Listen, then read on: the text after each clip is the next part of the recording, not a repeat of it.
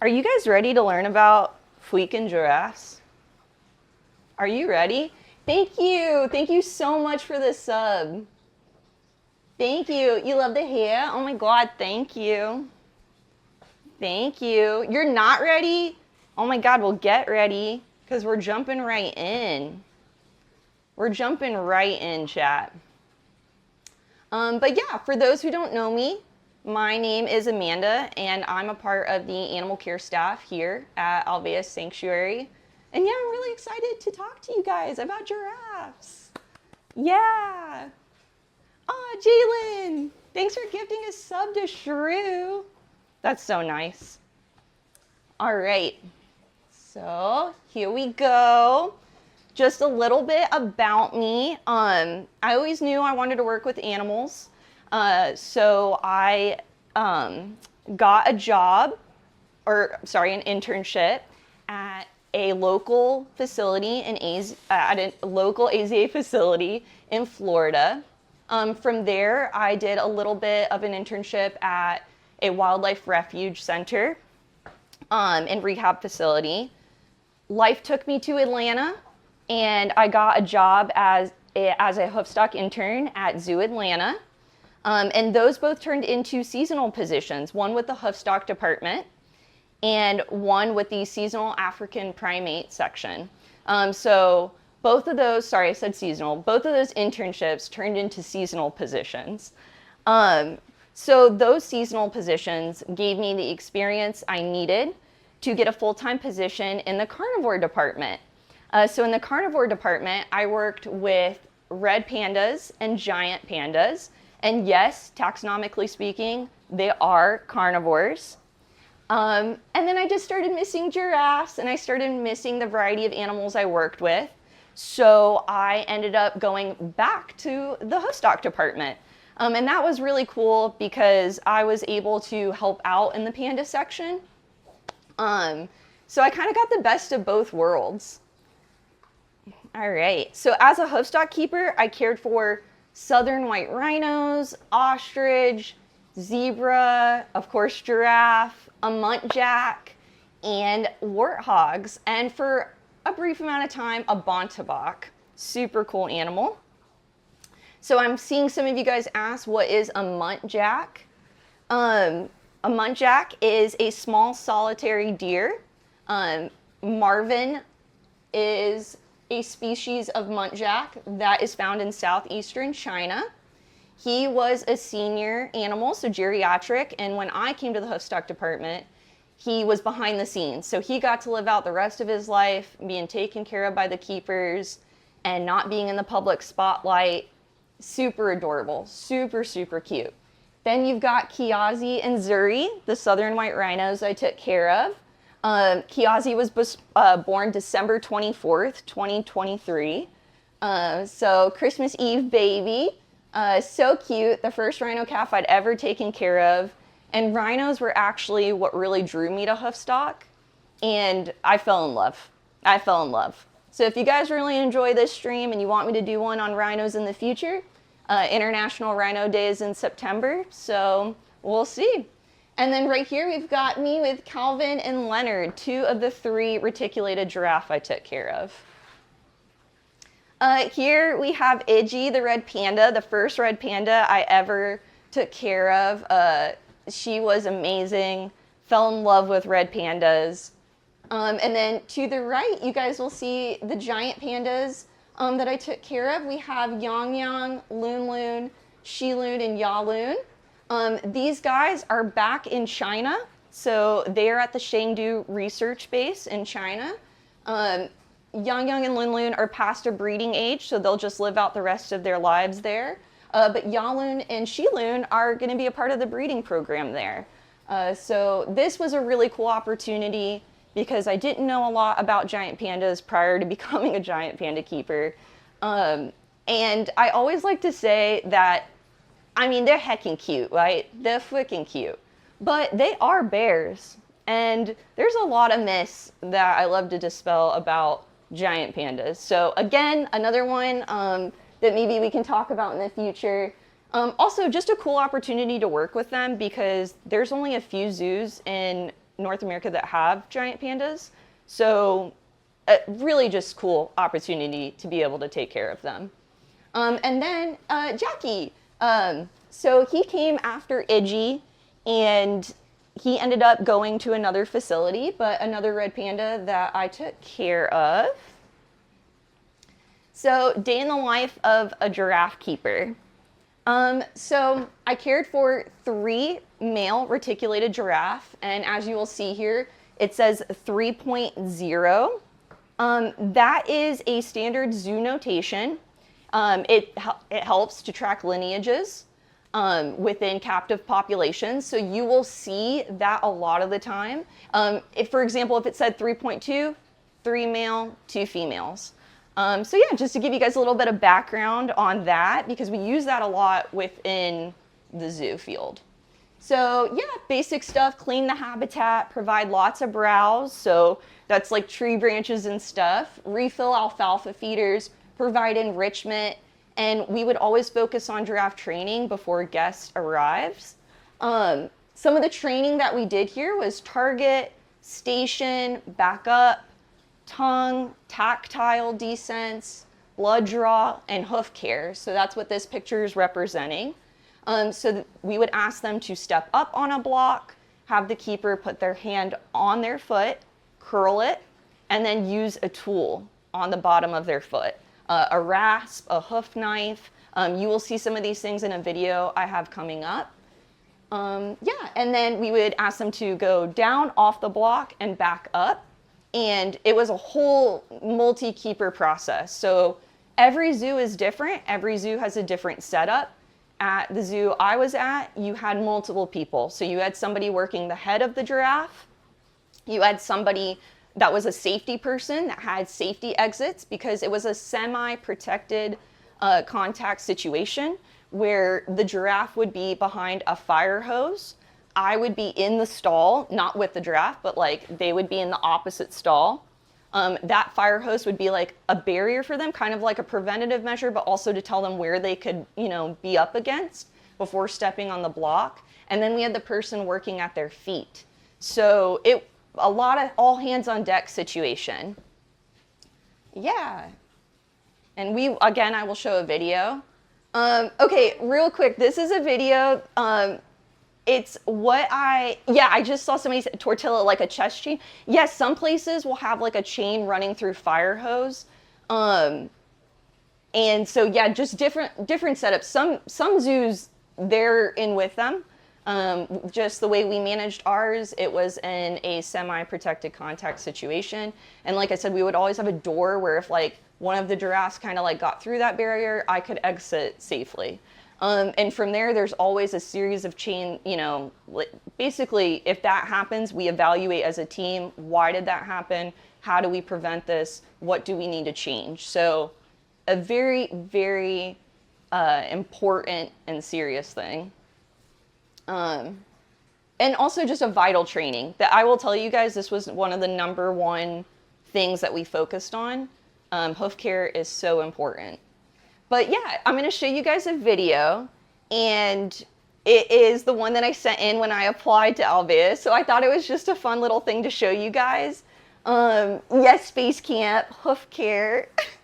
Yeah, so here you go. Baby Amanda. That's Casper Bontebok. Same thing I do here. Tell them I love them.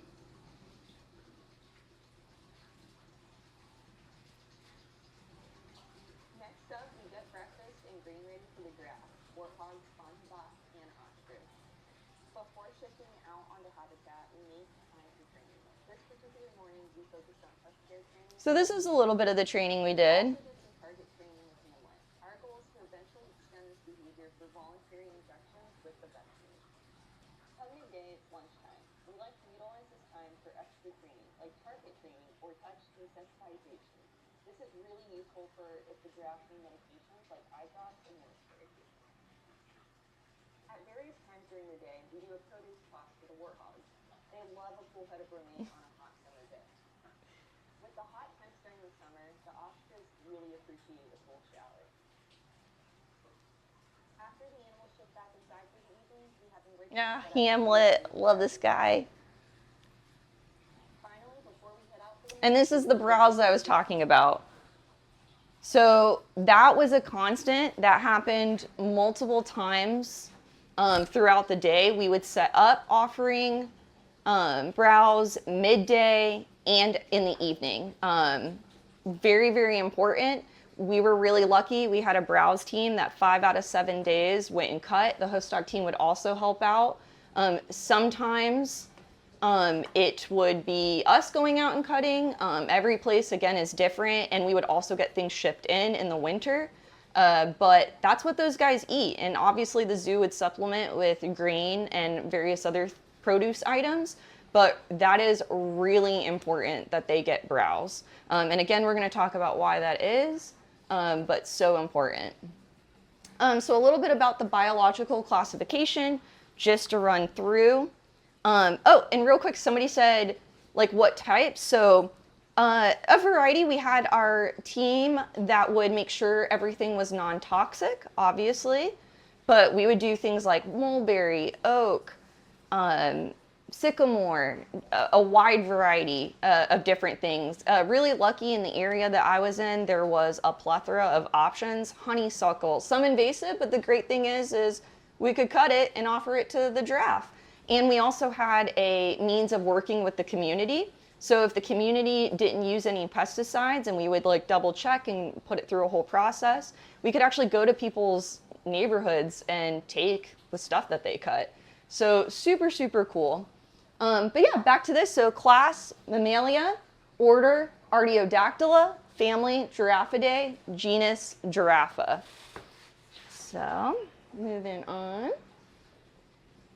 4 giraffe species, guys. This is super sick. This is super sick. Because up until recently, it was 1 species with 9 subspecies. But we now know, and have known for a little bit, that there are 4 species. And we can break these 4 species up into further subspecies. You've got the Maasai, which is broken up into the Longwa giraffe and the Maasai giraffe. You've got the northern, which has the Kordofan, Nubian, and West African. You've got reticulated subspecies. And then the southern, Angolan and South African. And sorry if I mispronounced any of those. But going back, Maasai has like the oak leaf shaped spots, and they're a little bit darker. Some of the subspecies within these species categories are going to differ slightly between each one. Reticulated, you've got like the chunky shape with like the thick, creamy white lining, broad lining, excuse me. Southern is typically a little bit lighter. And then you have the northern, which has irregular shapes and again, like a broad, creamy tan lines. And they also don't have a pattern down their leg. So the northern is doing the worst out of the 4 species. They are endangered. There's about roughly 7,000 of them left, with the West African subspecies doing, they're not faring as well. There is only about 600 of them left, and that is up from 49 that was counted in the 90s. So we should be happy to go from 49 to 600. And on a happier note, the fact that we now are talking about giraffe as 4 species is so imperative, because acknowledging that there are 4 is important for conservation efforts. And I don't think I said this, but this was officially recognized by the IUCN in 2025. So places like the Giraffe Conservation Foundation, who I'll talk about in a minute, along with other organizations for decades have been doing research to determine that there are 4 species. And then the IUCN finally recognizes this. So now we can really talk about giraffes independently, right? Because as a whole, talking about how to save a species is really hard, especially if the same problems don't afflict each group. we can now talk about them as 4 species and analyze each of them, collect data, and determine how can we save this species. And by the way, some of these numbers as a result are going to be a little bit different, right? So like if you look it up, you're going to see anything from like 100,000 to 140,000 giraffe are left. It's around there. And again, doing all of this is just going to help them thrive in total. Yeah. And like we just covered, each spot is different on per individual, and as giraffes as a whole, it's unique to each individual. So super cool, super cool. Oh, let me move on. So I had mentioned Artiodactyla. And actually, I think I might have missed a slide. I did. Let's go back to this real quick, because we need to talk about ungulates real quick before I go to the next slide. So ungulates, simply put, hoofed mammals. And then you've got, like I said, the orders Artiodactyla and Perissodactyla. So we talked about how giraffe are in Artiodactyla. Does anybody have any thoughts to what these 2 orders mean? Just throw some guesses out there.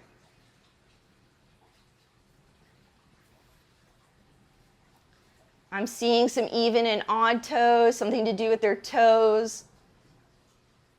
Sit down, babe. We got to talk about ungulates. That's right. Yeah, so you guys are getting there. It is about their feet. So Perissodactyla are the odd-toed ungulates, and they are the smaller order of the 2. So there's only 3 main families. And you've got Equidae, and then you have the rhinos, and then you've got tapirs. Artiodactyla are even-toed. This is significantly larger and more diverse of an order. So with that being said, we are going to go back to a slide that has these images. And I want you guys, real quick, we're going to start with the first one. So our giraffes, what order do you think they belong to? Knowing what we know and what we just covered. We got a hype train. Wow, thank you guys so much.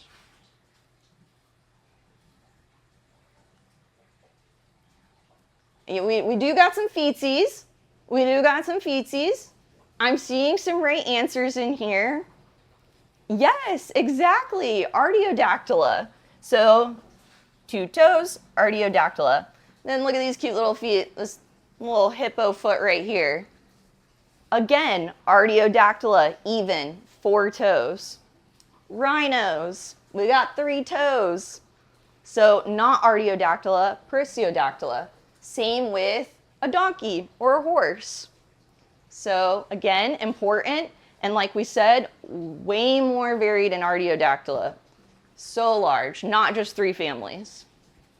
Okay, before we go to this one real quick, this is just to give some context to this video. It is the Cincinnati Zoo and Botanical Garden. This is on hoof care. So unfortunately, a lot of the videos I have at my facility are behind the scenes. And this one is shared online. So I figured this was a great video to show you guys. And it's very similar to the setup that I had at Zoo Atlanta. So I thought we could watch it. There's no sound, so don't worry, you're not going to be missing anything. I'm just going to cover a little bit of what's happening in this video while we're watching it. So the fire hose that I mentioned, same thing that we had.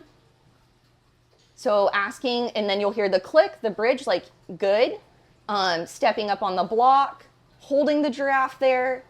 This keeper is curling the foot and then using a brush to brush off all of the dirt and debris, using a rasp on the bottom of the foot.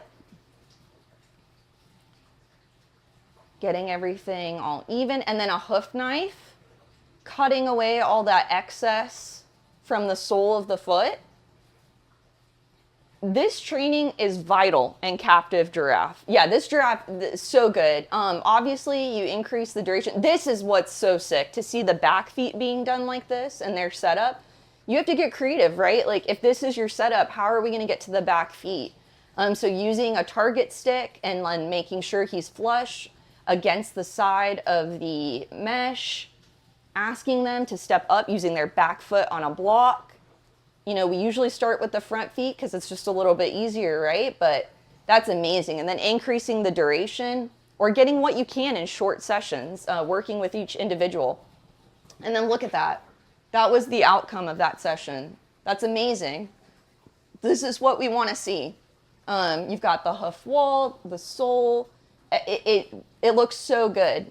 So this work, it is so important, guys, because in the wild, they're walking thousands of miles on various terrain. They don't have many predators as an adult, but if they got to book it, you know, they're running from a lion maybe, and they're wearing down their feet. But in captivity, we can only replicate that so much, right? So what do we do instead? Hoof care. No matter the habitat, no matter how many levels of terrain you've got or substrates, you're going to have to do hoof care in captivity on giraffe. It's vital to their care. So I just wanted to show you guys that video because I thought it was a great representation of the work we did at Zoo Atlanta. We completely started up that program with the keepers that I worked with. Shout out to my old Hoofstock team. I don't know if they're watching, but hi guys. They were my mentors through all of it. And yeah, amazing team doing an amazing, just amazing work. All right, so next one, know your giraffe. So just some basic facts. Males, 14 to 16 years, females, 20 to 25. Weight, males can weigh up to 3,000 pounds and females can weigh up to about 1,600 to 2,000 pounds. Social dynamics, super cool. Fission fusion. So this is a fluid dynamic system. So a giraffe herd can range from a few individuals upwards to 50. And it's constantly fluctuating. Like basically if there is browse, there's a browse shortage, there's more browse in a certain area, anything, habitat fragmentation, anything could change, any factor, right? That is how it is fluid. So you'll commonly see males more solitary or alone. Females will have some individuals with them. They'll come together as a herd and then they'll split off. So fission fusion. Diet, so we've talked a little bit about that. Herbivores, they eat leaves, flowers, bark, seasonally, whatever is available. And studies have shown it's really important for them to go from different types of browse for different nutritional needs. So they're going to be constantly changing up what they're eating. Very important to have access to all of that. And one adult can eat up to 100 pounds of browse. So you can imagine in human care, any for a really solid browse program. And I'll just cover a question I feel like this ties into. And I've seen you guys ask me before, how come sometimes you'll see giraffes like manipulating their tongue around? And that's because they need to be using their tongue. They produce a saliva that helps them digest that browse. And it's super important because they're browsing for up to 75% of their day. So what helps that is offering more browse and enrichment to elicit that natural behavior. So yeah, I get asked that a lot. Sometimes it's nothing. Sometimes it's not a stereotypy. It just is something giraffes do. But it is really important to be offering those things for that reason. Yeah, so again, know your giraffe, long purple tongue. They have prehensile tongues. They're about 18 inches long, and you will notice that they are a dark purplish color. And that's because their tongues are a natural sunscreen. So the fact that they're browsing for so long, like I said, about 60 to 75% of their day, they're eating a lot of leaves, their tongue is out. It's purple because it's going to help protect them from the sun. So super, super cool. Plant material can be tough to break down. So giraffes swallow their food, they bring it back up, they chew it as a cud, and then they swallow it again. So they are ruminants, ruminants with a 4-chambered stomach, like Winnie. They have a very sticky saliva, as I mentioned, and that helps them by coating things like the barbs or the thorns of the acacia plant when they're consuming it. So again, really important. Yeah, natural sunscreen, super sick, really cool. All right, weird giraffe facts. Okay, so we've got blood regulation throughout their bodies, their cervical vertebrae, spots for thermoregulation, compression socks, blood pressure and the size of their hearts, and their ossicones. So their heart weighs up to 25 pounds. That's crazy, crazy. Because of the distance from the heart to the brain, which is, by the way, roughly 2 meters, the left ventricle of the heart has a very muscular wall that allows it to overcome gravity. With such high blood pressure, when they bend down, that could be bad, right? So things like muscles around the neck contract around the arteries with like a special check valve. It's in their jugular veins, and it's so they don't get lightheaded or faint. So when they're doing that awkward stance you see, when they're bending down to drink water and then they come up, that's what that does, so that they don't faint. So cool. Another unique adaptation of giraffes is the wonder net, is what it's called, or I'm going to probably mispronounce it, the rate mirab. Definitely mispronounced that, but it's the wonderful net.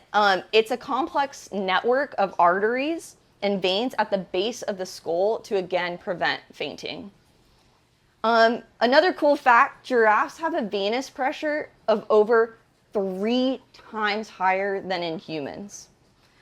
So their skin is very inelastic, and their veins, being compressed by that very tight skin, cannot become swollen. So basically, like compression socks. This prevents blood from pooling at their hooves when they stand up. Super, super cool. Another really cool thing are their ossicones.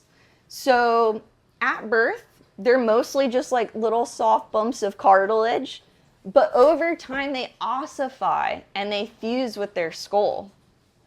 You'll notice that the bumps on a male giraffe's like head to and around the ossicones, that you'll start to see those are calcium deposits, and they increase as they age. Sometimes they also get like that second kind of knob in the center, so it's like a secondary ossicone. But yeah, ossicones, super cool. And females have them too. Females, they're more of like furry little tufts. I wish I had a picture, but they're super cute. And as males get older, you'll notice that they're like more bald, and that's because they participate in behaviors like necking. And so they're just going to start wearing them down a little bit more. And again, we'll talk about that. But yeah, spots. They're not just beneficial for camouflage. They are beneficial for thermoregulation. Giraffes are freaking cool, guys.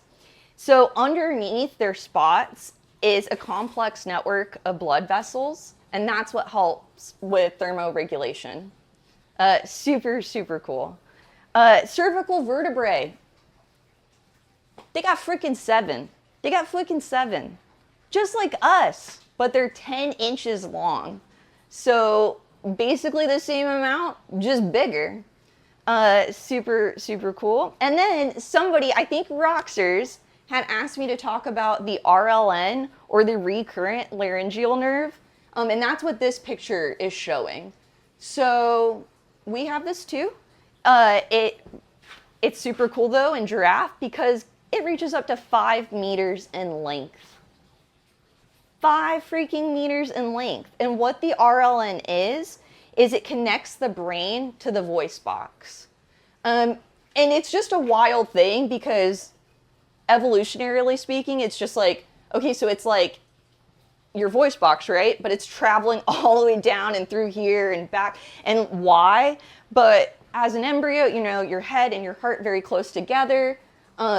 So that's thought to be like why this system, it comes all the way down. It's just really cool to look at giraffe because it's around 5 feet. So it takes this weird and detoured path, but yeah, it's just really long. All right, let me move on. I've got my notes up too. Okay, unique giraffe behavior. So I mentioned this earlier, we'll talk about it, but we've got the Flehmen response and we also have necking. So the Flehmen response, essentially, purpose is for bulls to determine if a female is in estrus.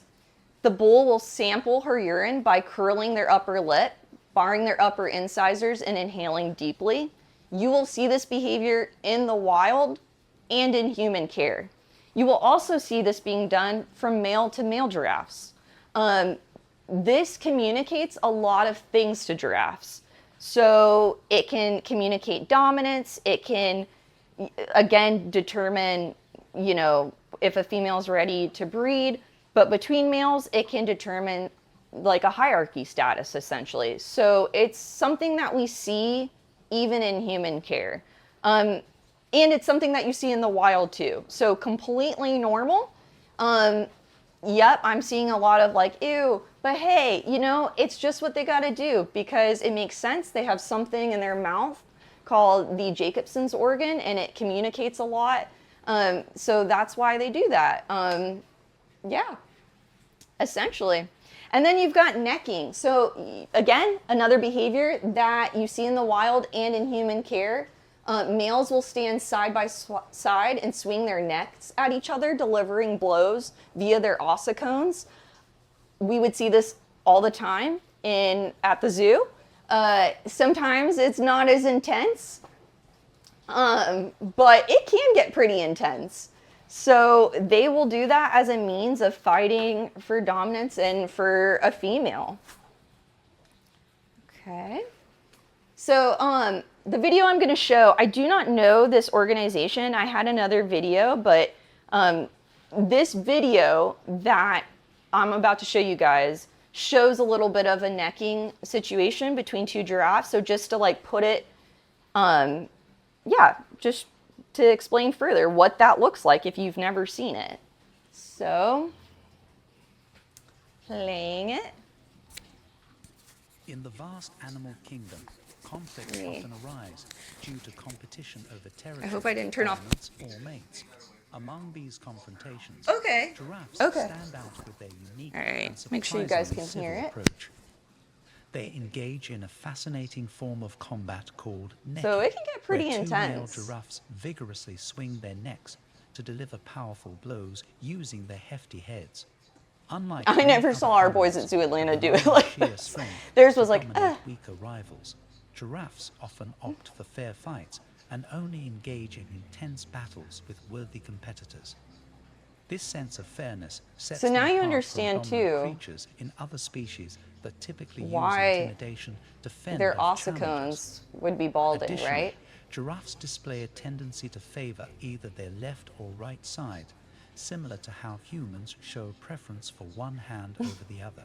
When two male giraffes confront each other, they honor each other's favored side by positioning themselves accordingly. If both have a preference for the right side, they align head to tail. If one favors the left while the other favors the right side, they stand shoulder to shoulder facing the same direction. So it's not always like a This V. alignment enables them to elegantly move their necks according to their natural inclinations, resulting in a more harmonious duel. Throughout these playful bouts, the impact of their swinging necks might occasionally lead them to momentarily lose balance. In such instances, they may pause briefly to regain stability before continuing with proper form without Yeah, and you can exploiting imagine, any too, like, imbalance issues. If you're Such levels of tripped while self-restraint doing and that, like, and adherence you to injure your unwritten leg, codes oof. are notably uncommon among various animal species. Nonetheless, witnessing two magnificent creatures He headbutted his engage in butt. synchronized combat emits a Oh, captivating no. and nearly poetic charm. The blend of power dynamics with respect and self-discipline renders giraffe duels one of nature's most enchanting and unique forms of conflict. Super interesting. Yeah, so that was just a little example of necking. And I saw there were so many videos that came up on my search. Some were like way less than that, and some were, I mean, I honestly think that this one was kind of intense. Like those blows, and in person, you could definitely hear that. So pretty cool behavior to see. So why giraffes matter to the ecosystem? So as we've talked about, since they eat mostly browse or plant material that is higher up, they create a balance with the species that they cohabitate with. Light is able to reach the ground, allowing lower ground dwelling animals, allowing for lower ground dwelling plants to thrive and be consumed by other herbivores. So again, everything is a balance. Thus, giraffe are considered a keystone species. If giraffe numbers are affected, the animals that they share space with them will also be affected. Everything is cyclical. So I feel like that's a lot of what we know, right? In nature, everything is cyclical. You affect one thing in that chain, you're going to affect numerous other animals. So also when giraffes are consuming plant material, pollen gets stuck onto their ossicones, and then it can be transferred to other plants. So they actually aid in pollination. Really freaking cool. And since they're browsing up to 75% of the day, they play a role in seed dispersal too. So pollinators and seed dispersals. Yeah, really neat. And the Giraffe Conservation Foundation states, researchers have observed that in moderate numbers, giraffe can stimulate shoot production in plant species. Again, with the nutrient cycling and the plant composition, everything is cyclical. You take giraffe out of there, every organism will be affected. So we've mentioned them a lot, right? And I just wanted to talk about them. The Giraffe Conservation Foundation.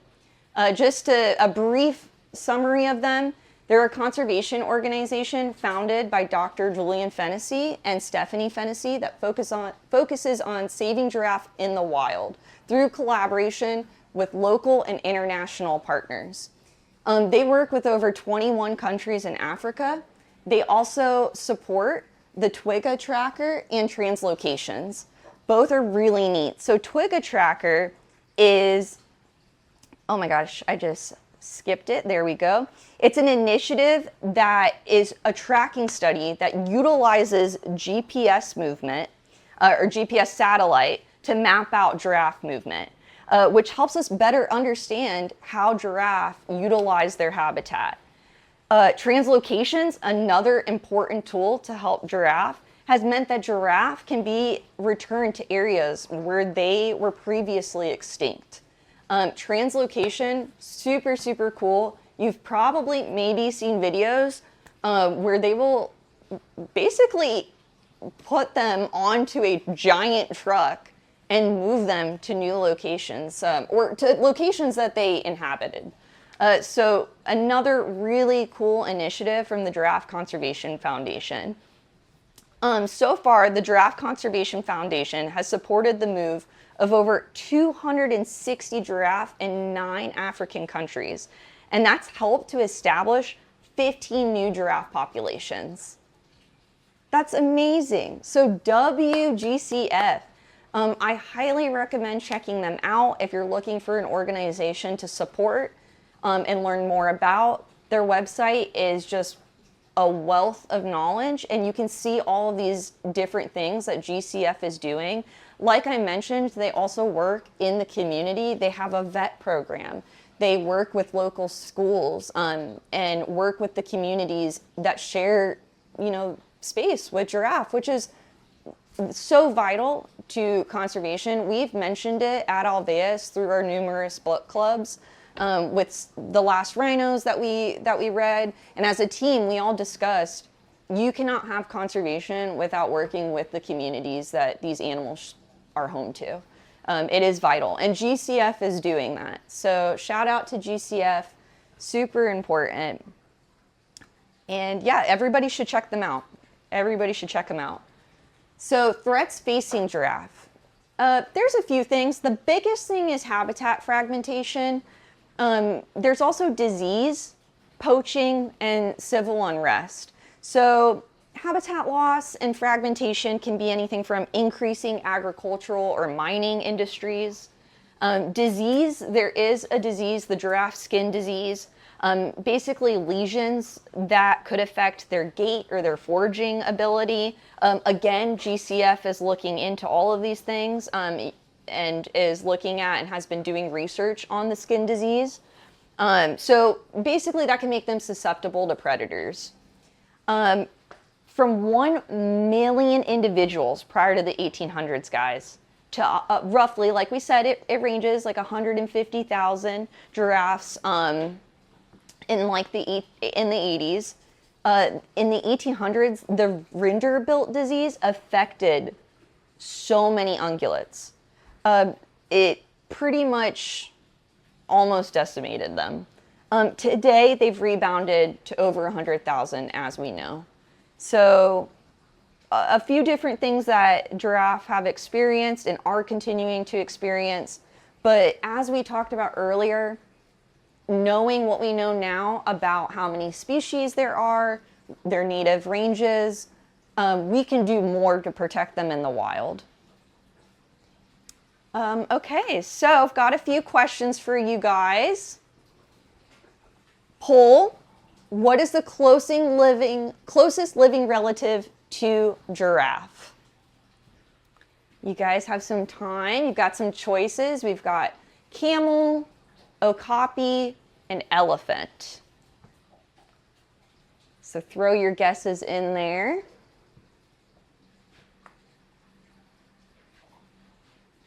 What do you guys think?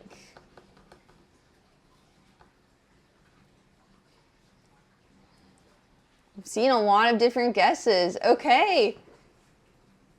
All right. Are we ready? It's changing a little bit. I'm seeing the numbers fluctuate.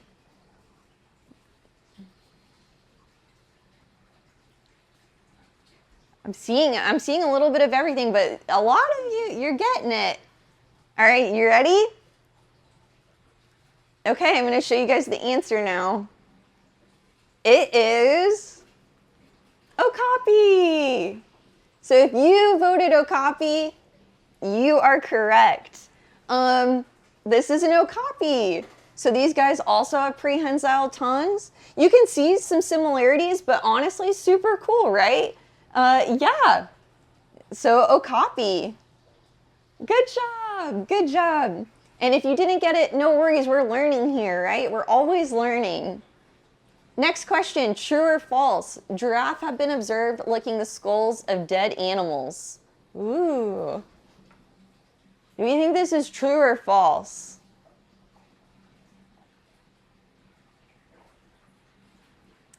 Yeah, I just saw somebody that say that they had to Google that animal and like, really, really cool species, right? They're they're like hidden in the forest. So they're super, super interesting.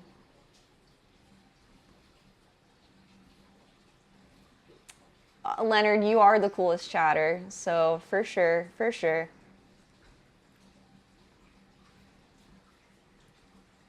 All right. Throw those last minute guesses in. Okay. The answer is true. So these guys they have been known to do that. It is something that they do, and it's called osteophagy. So they will actually, they can supplement their diet by doing this with calcium and phosphorus. So most people don't realize that, but it's true. It's true. All right, next one. Humming is one type of sound a giraffe makes. So throw in your guesses, but I will say this was another question that I feel like I've been asked a lot, and giraffes do make a variety of vocalizations. They're not the noisiest animal, but they do. But do we think that humming is one of those things? Yeah, do you like the picture? Yeah, that's super cool, right?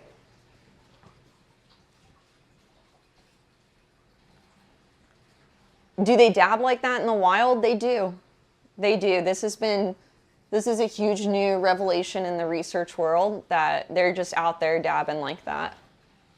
I know. Pretty wicked.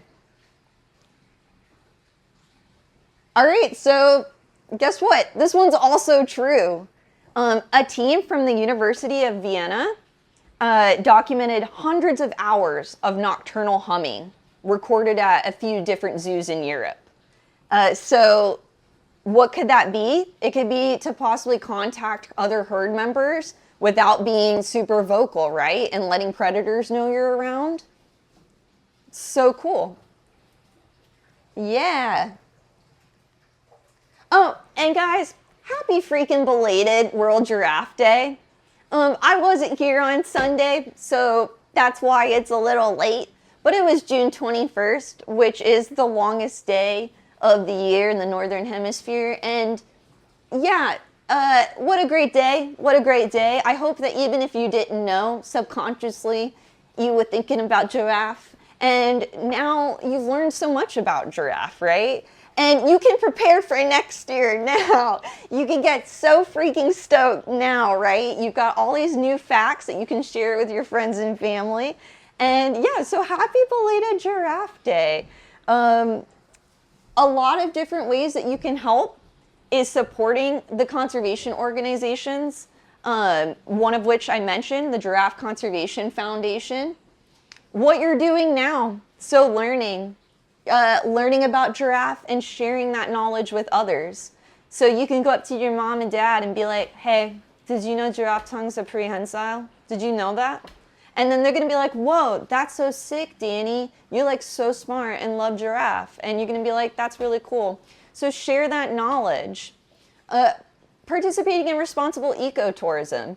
If you go to a country in Africa that has giraffe, learn about where you're staying, learn about whatever safaris you're going on, learn about the organizations you're supporting there, and make sure that it's friendly. And then, like I just said, celebrate World Giraffe Day. You can celebrate giraffes every day, right? But next year, you're going to be ready. You could visit your local AZA zoo too. Like, a lot of local AZA facilities will donate a portion of funds to conservation organizations, one of which might be GCF. A lot of zoos do that. We at Zoo Atlanta participated in Quarters for Conservation, where keepers could vouch for a certain organization and raise funds, and we've had keepers in the past that supported GCF. So find out what your local zoo does and see if you can help support organizations just by going to the zoo.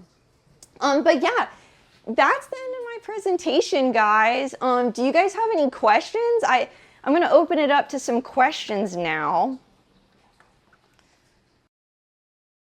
Some questions. We can see that. Yeah.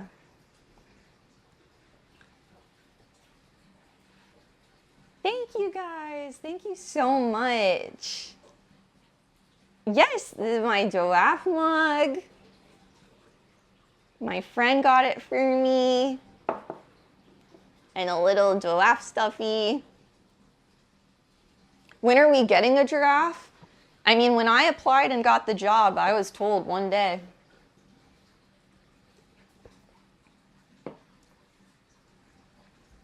Okay, I click on him, space. Oh, yeah.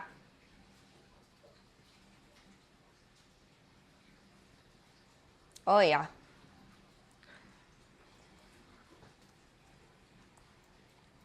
We're figuring it out.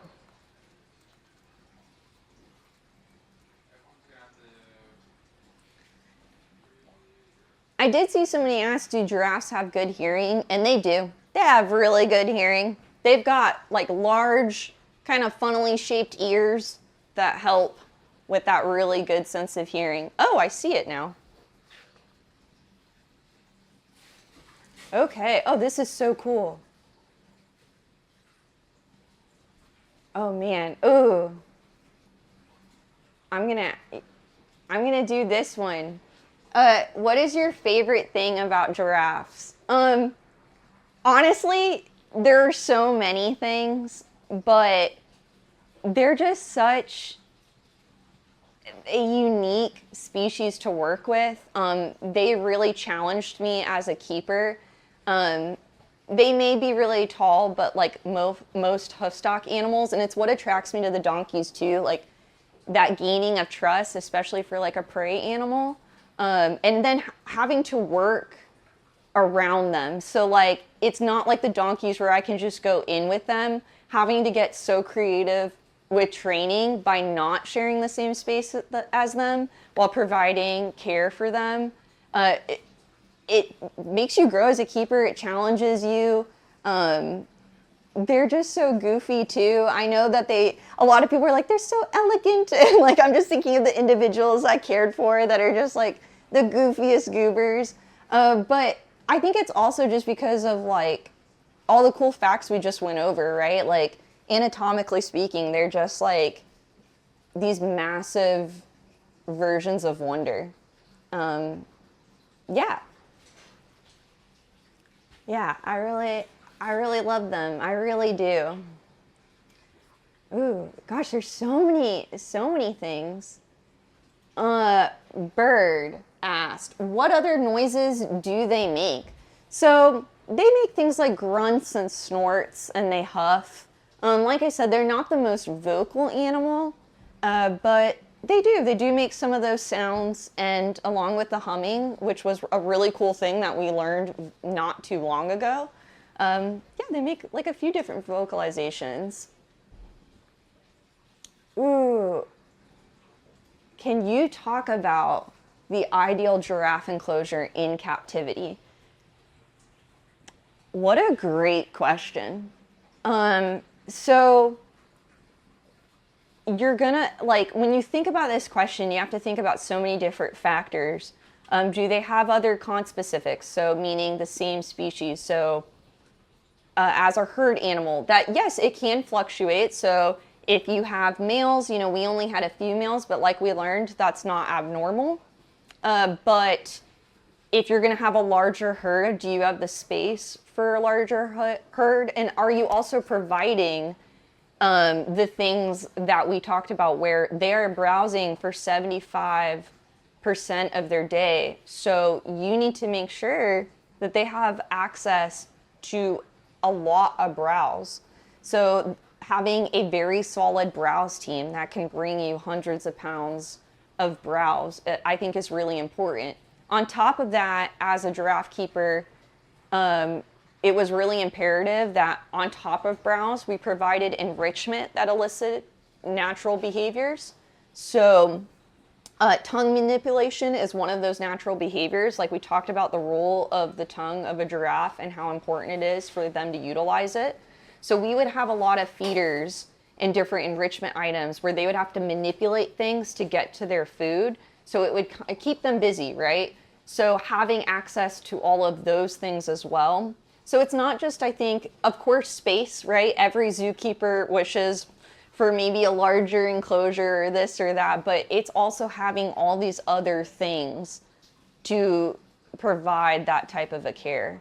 And then having a solid hoof care program is just, I think, probably one of the top essential things to have for giraffes in captivity. But as far as their enclosure, yeah, just space and then the browse. Number one. All right. Wow, there's so many questions. I'm sorry, guys, that just going through them all. Yeah. Ooh. So, yes, ruminants for stomachs. There's different parts of each part of that has different purposes to either digest the food, absorb what it needs, absorb the water from the food. It's why they bring it back up. In giraffes, you can actually see it. It comes all the way up their long neck. They chew it, the cud, and re-swallow.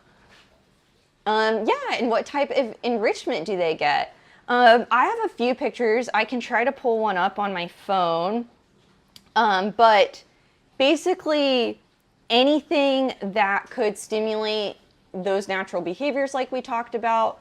So the tongue manipulation, we would have like a mesh ball feeder. So it was like this, like within a little mesh square full of fun, like the balls you would find in a play pit that we could stick lettuce through and hang that up on what we called a boom, which was this tall device that you could clip things to and raise it up so that they could eat it at head level, so like 16 to 17 feet in the air. And that was really important for things like tongue manipulation. Other enrichment items, so you have different categories, right? You've got things like environmental investigation, so that's switching up something in their environment. It could also be, so adding a bunch of boomer balls or anything to alter their environment. Then you've got things like social interaction. So it could be keeper interaction, somebody visiting, a tour, people working close by, playing music, auditory, anything could fulfill that category.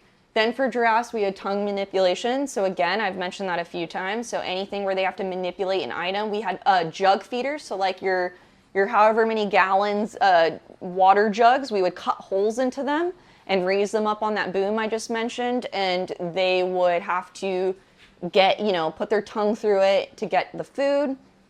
We would sometimes put two connected, so it would kind of like teeter-totter to make it a little bit more difficult.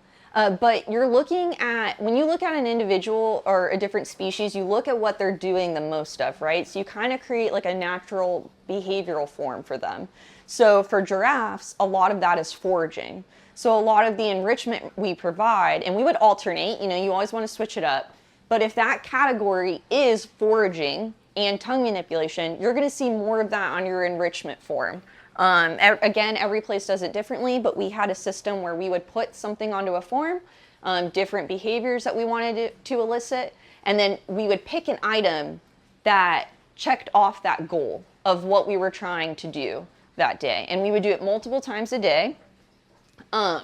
So you're going to see more things that encourage foraging or more things that encourage that tongue manipulation. And then sometimes, different things, like we would set up Christmas lights through their hallway and their inside space, anything to change up their environment.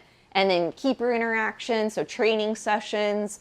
And again, wild encounters would fulfill that. So adding in a scent, we had different herbs and spices that we could put around the habitat.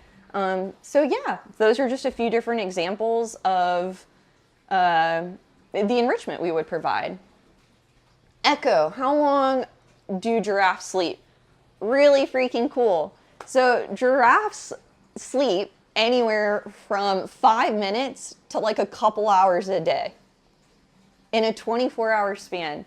So in human care, you'll see it sometimes on the higher end. They can lay down, but you're not going to see that as much in the wild, right? Because you're a little bit more susceptible to predators. As a younger giraffe, as they get older, they don't have as many things to worry about, but still laying down, very vulnerable. So yeah, it can range. So in human care, it's on the longer end of that.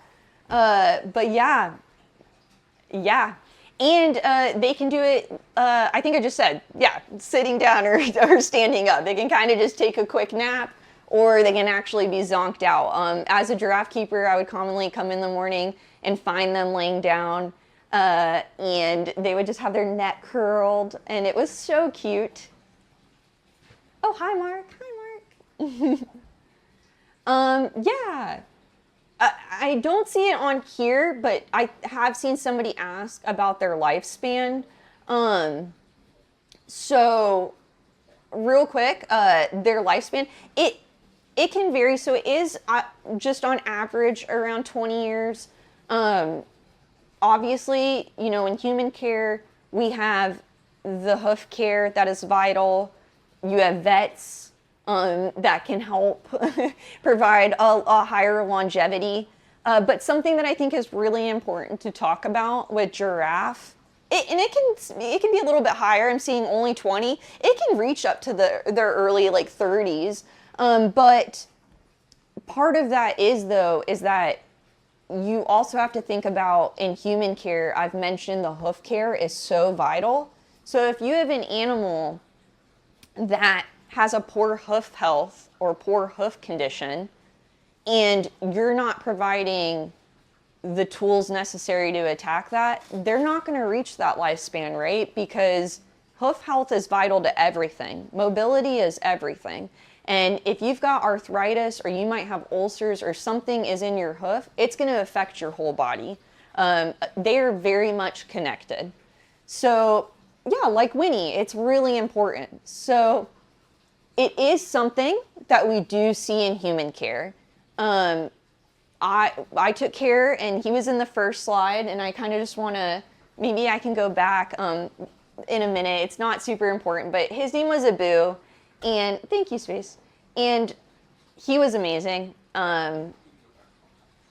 He was absolutely amazing, and I just want to show him, because getting to work with him was such a privilege. He was so handsome. He was 16 years old when he passed. He passed in 2023. He did have arthritis, and we did a few different procedures with him. I didn't mention this, and I meant to, but quickly to go over it, and I'm sorry, I'm kind of just like on this one question, but we had what was called a shoot, and it was a training shoot where you could be level with the giraffe. So it was more behind the scenes, which is why I don't have a picture to show you guys, but essentially you could climb a little ladder, the giraffe would come into this chute, you could close a front and a back door. It also functioned as a squeeze.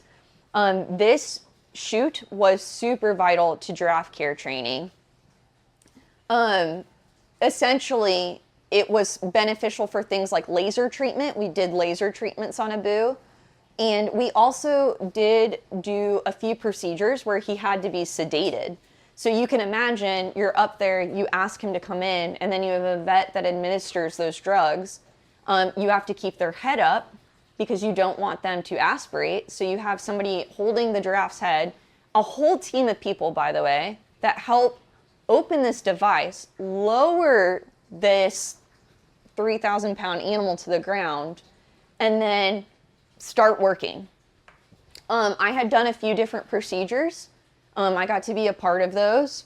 Again, they're all hands on deck, adrenaline running, but you got to be cool, calm, collected, right? Everybody has a task and everybody has a role, and it's super important that we communicated efficiently with each team member for that, in this case, Abu's well-being.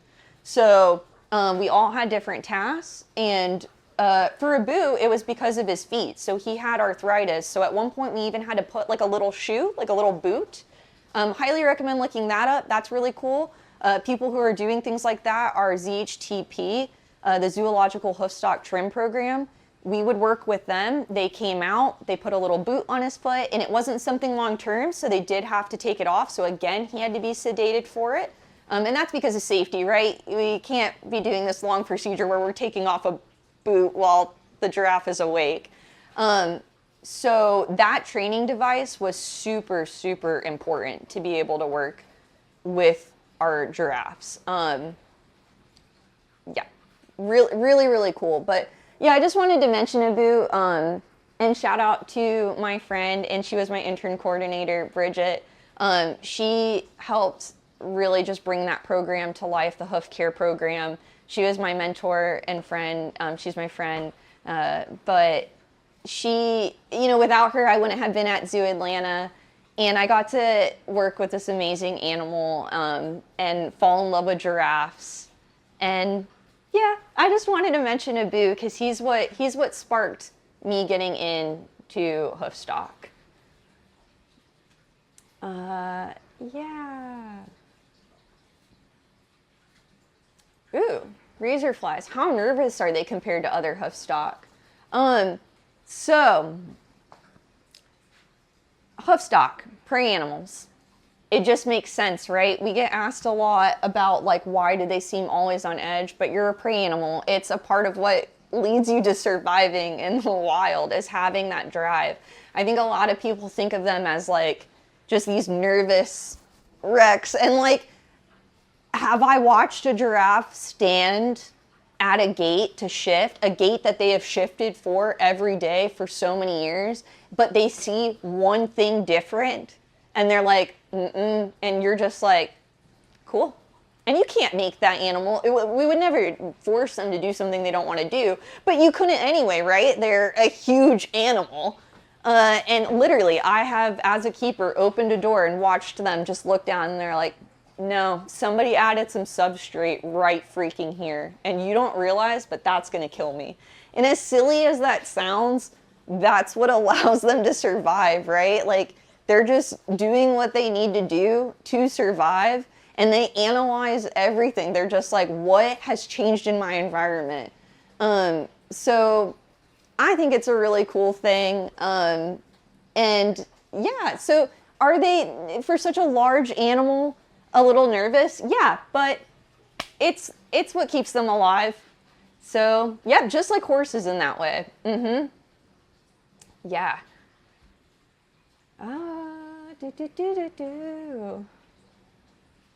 So we talked about giraffe enrichment. I am seeing things like this. Can you pet a giraffe by night? So when we talk about petting, especially as a keeper, it's important that we provide the context that it's never just petting to pet the giraffe.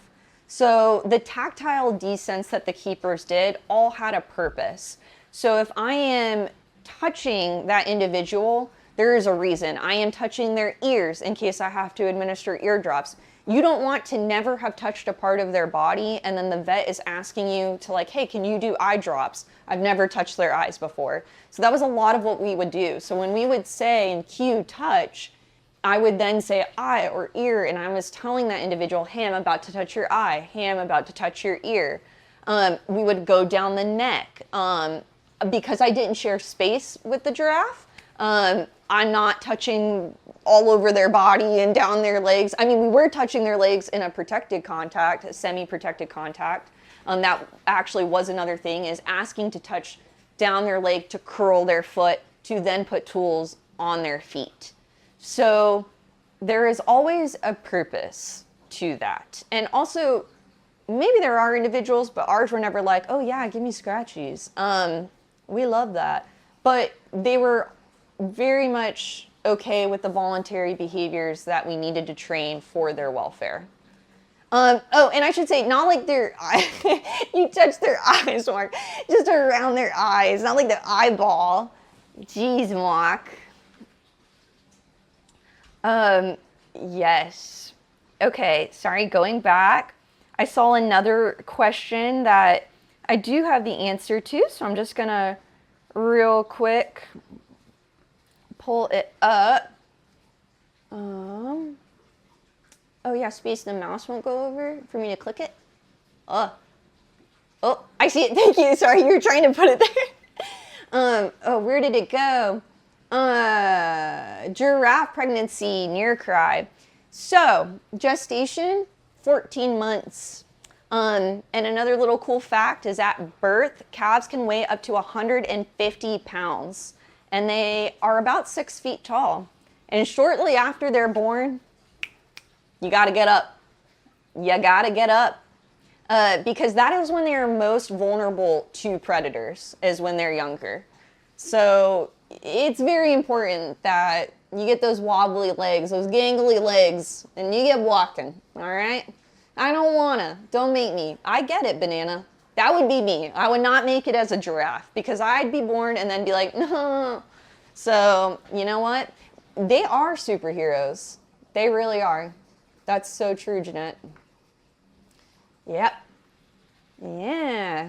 And I think that kind of covered a couple other questions that people asked about giraffe, like birth. What is the goofiest thing you've seen a giraffe do? Cozy darling. Okay, I'll show you that one. I do have that one in my phone. One of the individuals I worked with would do this weird thing. His name was Leonard. Leonard and Calvin were the two individuals after a boo. And Calvin would commonly be laying down in one of the stalls. Sometimes it would happen on habitat too. And we would find Leonard doing this. I'm gonna come over. And I'm going to show you. Whoop, sorry. So just having his leg wrapped around Calvin. Like, what a goober, right? Like, definitely the weirdest thing. Every time we saw that, we were like, what is he doing? Like, what? It's just so funny. So funny. It saw so many other funny things, guys. I do feel like you'll hear that a lot, especially as a zookeeper. I'd be walking around and I'd hear like, "That's so regal," and I'd be like, "Do you see these guys?" I've watched Leonard lick a wall, okay, for like 10 minutes, and then he does that. So they can be regal, but when they're running around too, they look like goobers. They look like goobers, but they do, like every individual, they just do have their own personality. And between Calvin and Leonard, they were so different. Yeah, so they're just the goofiest goobers, you know? And I love them. They're quirky and I love it. Exactly. Yeah. So that's probably one of the goofiest things I've seen. Yeah. Honestly, I think we've covered some of these. What is the biggest challenge in training them? Rebecca asked. I think I kind of talked about this, but like I said, every zoo manages their giraffe differently, but we did work with them in protected contact. So you have to have the resources that thankfully I was very grateful to have at Zoo Atlanta, like the training chute device that I mentioned, different catwalks where we could like be up top to interact with the giraffe and train with them. When they were outside, we had a berm that we could go on. You saw it in my video where it was a day in the life of me at Zoo Atlanta. When they were outside, we could be up on the berm where we could ask for basic established behaviors. So it's finding ways to work with an animal that you can't share space with, and it's really hard to describe unless you've done it. Like, but it makes sense, right? Imagine interacting with your dog or your cat, but not right beside them. There's just another layer there that you have to think a little bit critically and a little bit different about. You have to think about also protecting this animal. What in this habitat could affect them? What could be detrimental? Do we place substrate here, rocks here, a pool, you know, possibly here if it's a multi-species habitat? Do they have exclusionary zones, which is if you do have a multi-species habitat, can other animals get away? Especially with giraffe and multi-species habitats too. I did work in an area where they shared the same space as the zebra and the ostrich. And we constantly had to look at things like introductions. So we had done some construction. They were behind the scenes for a little bit of time. When we finally brought them back out, we had to think about that, right? Like just because they've shared space before doesn't mean we just throw them in. And giraffe were always the last step in that introduction process. You usually started off with the ostrich, then the zebra, then the giraffe, then with each other. So you have to think about that too. Safety is one of the biggest things. Yeah, not just with yourself, like I'm saying, but with each other, with the animals that they share their home with. Yeah, so training though, especially hoof care, you know, like getting them, like creating this process of having an individual just step on a block and then putting a tool to their foot requires such trust and like just perseverance of never giving up, of going at that, because you know that they need it for their welfare. So you might have some individuals that pick up on things like that, right? And they're just stepping on that block and you're getting their tool on their foot. The two individuals I worked with at the zoo, they weren't like that. So it, you know, it can be up to the individual, right? Sometimes just as trainers, we have animals that are a little bit more like outgoing and they're not as afraid of novel things. And sometimes it's okay, right? Like everybody's different, just like every animal's different, just like people. And they would be like, hey, I don't know if I'm actually cool with this. So it takes building that patience and that trust.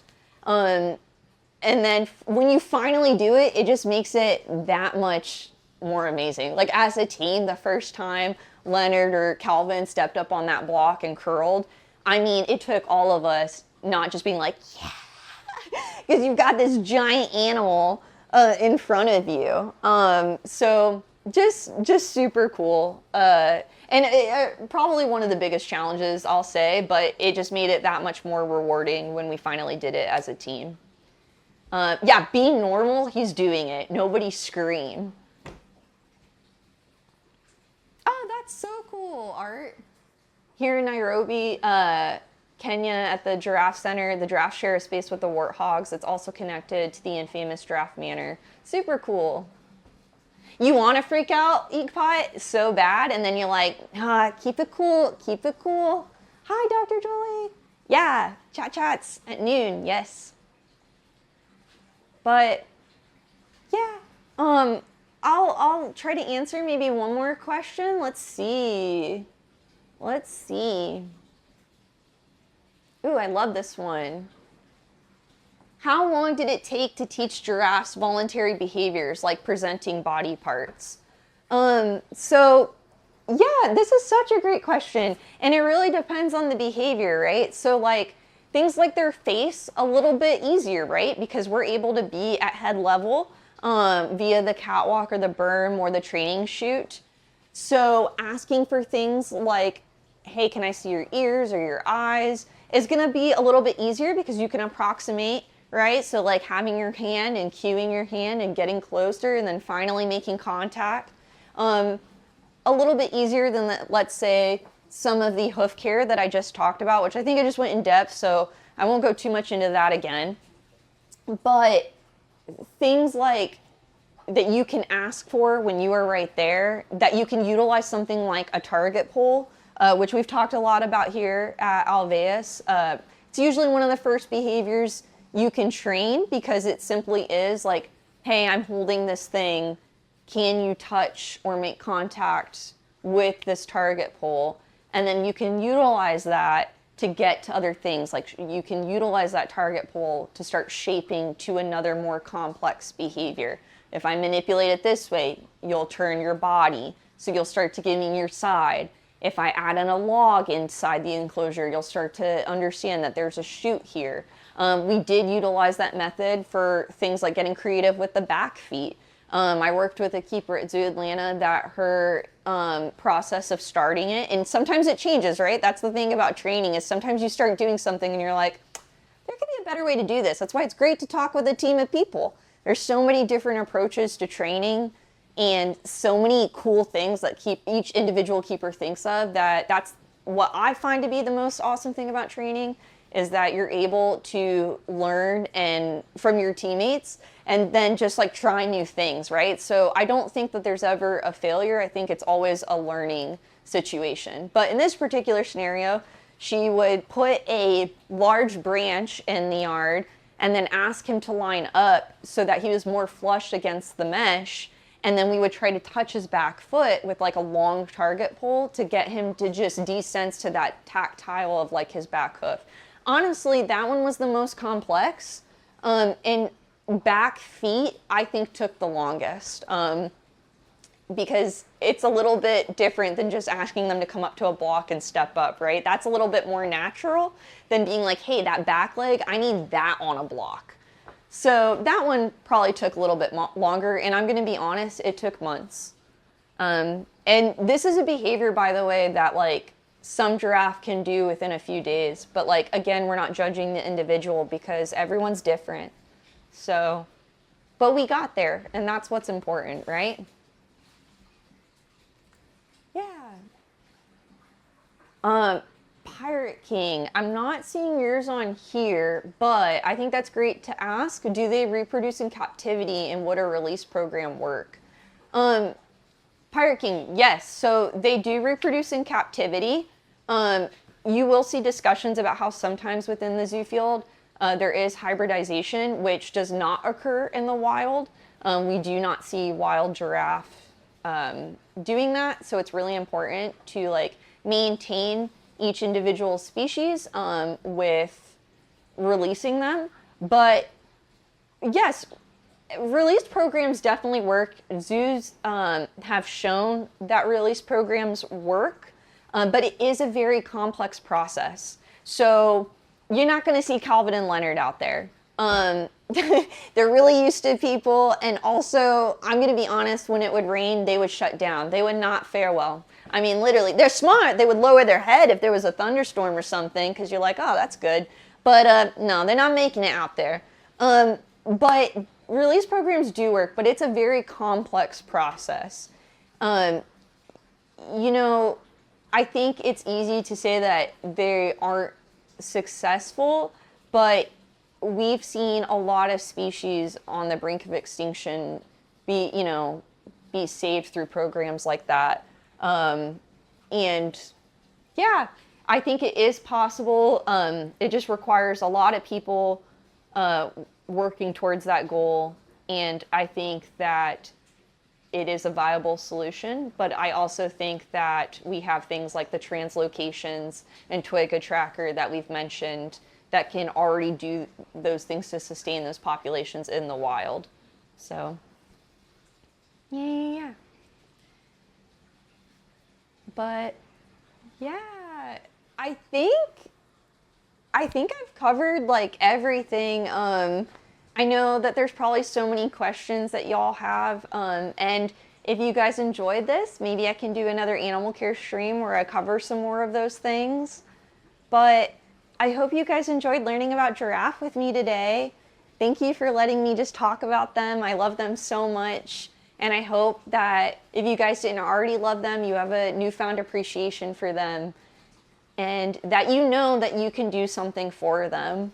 I think it's easy to feel hopeless, but places like Giraffe Conservation Foundation and so many other organizations, they're already doing so much for them, and we're seeing such huge rebounds. That's why I didn't go too much into like the IUCN listing of each of them, of like endangered or this or that, because it's honestly changing with all the data we're getting now, and a lot of them are rebounding and they're doing well. And so I just wanted to end on that note of hope, and that just you being here and learning about them is important. So yeah, thank you for all the subs. I appreciate it. I know I missed those, but again, thank you to anybody who gifted a sub or, subbed. It's just much appreciated.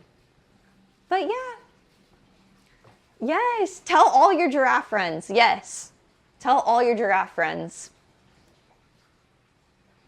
And definitely, yeah, go out, talk to people, go to your zoo, don't let it end here.